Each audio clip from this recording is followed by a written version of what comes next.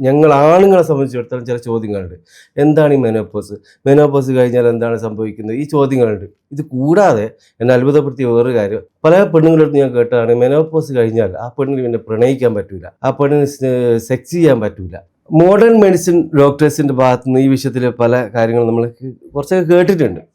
Ayurveda doctor എന്നുള്ള നിലക്ക്, ഒരു സ്ത്രീ എന്ന നിലക്ക് നിങ്ങൾക്ക് എന്താണ് ഈ മെനോപോസിനെ കുറിച്ച് പറയാനുള്ളത്? ആർത്തവം വന്നിട്ടുണ്ടോ, ആർത്തവം അവസാനിക്കുകയും ചെയ്യും. കുറച്ച് മുന്നേ ഉള്ള കാലഘട്ടത്തിൽ 50, 55, 56 വയസ്സ് വരെയൊക്കെ കഴിഞ്ഞിട്ടാണ് ആർത്തവം വിരമിക്കുന്നത്. 50 വയസ്സ് വരെയൊക്കെ സ്ത്രീകൾ പ്രസവിക്കുകയും ചെയ്യും.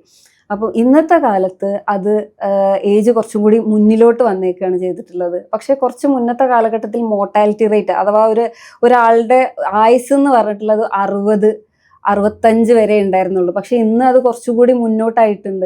അപ്പോൾ ആർത്തവം വിരമിക്കേണ്ട ഒരു പ്രായം 55, 56 നിൽക്കേണ്ട സിറ്റുവേഷനിൽ നമുക്ക് വരുന്ന പേഷ്യൻസ് 40 ആർത്തവം വിരമിക്കുന്നവരാണ്.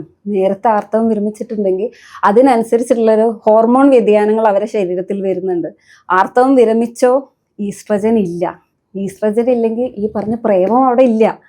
അപ്പം അത് ഒരു സ്ത്രീയെ പോലെ തന്നെ അവളുടെ ഹസ്ബൻഡ് അത് കറക്റ്റായിട്ട് അറിഞ്ഞിരിക്കുക തന്നെ വേണം. പിന്നെ ഒരു കുറച്ചുകൂടി നേരത്തെ ആർത്തവം വിരമിക്കുക എന്ന് പറഞ്ഞിട്ടുണ്ടെങ്കിൽ അത് ഭയങ്കര കോമൺ ആക്കി കളയരുത്. ഒരു 40 അതൊന്നും ആർത്തവം വിരമിക്കേണ്ട ഒരു ഏജ് അല്ല.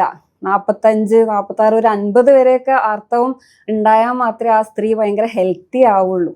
ഇപ്പം ഒരു 40 കഴിഞ്ഞിട്ട് ഫൈബ്രോയിഡ് വന്നിട്ടുണ്ടെങ്കിൽ കുട്ടികളും എല്ലാം ആയില്ലേ, ഇനിയിപ്പോൾ ആ യൂട്രസ് നമുക്ക് ഹിസ്റ്ററക്ടമി ചെയ്ത് കളയാം. ഹിസ്റ്ററക്ടമി ചെയ്താലും ഈസ്ട്രജൻ ഹോർമോൺ ഇല്ല. ഓവറി അവിടെ നിർത്തിയിട്ട് യൂട്രസ് മാത്രം എടുത്ത് കളയുന്നുണ്ട്. ഈ ഓവറിയാണ് ഈ ഹോർമോൺ ഉൽപ്പാദിപ്പിക്കുന്ന സ്ഥലം. അപ്പോൾ ഈ ഓവറിയിൽ നിന്ന് വരുന്ന ഹോർമോണാണ് ഈസ്ട്രജൻ.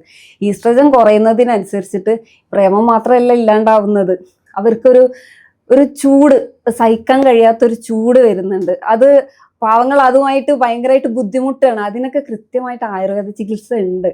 പക്ഷെ അതൊന്നും ആരും അറിയുന്നില്ല. ഇയാൾ ഇതിലൂടെ കടന്നു പോകുന്ന ആളും അറിയുന്നില്ല, അയാളുടെ ജീവിതസഖിയും അറിയുന്നില്ല. ഒരു 12 മാസം കൃത്യമായിട്ട് ആർത്തവം വന്നിട്ടില്ലെങ്കിലാണ് നമ്മൾ ആർത്തവ വിരാമമായിട്ട് കണക്കാക്കുന്നത്.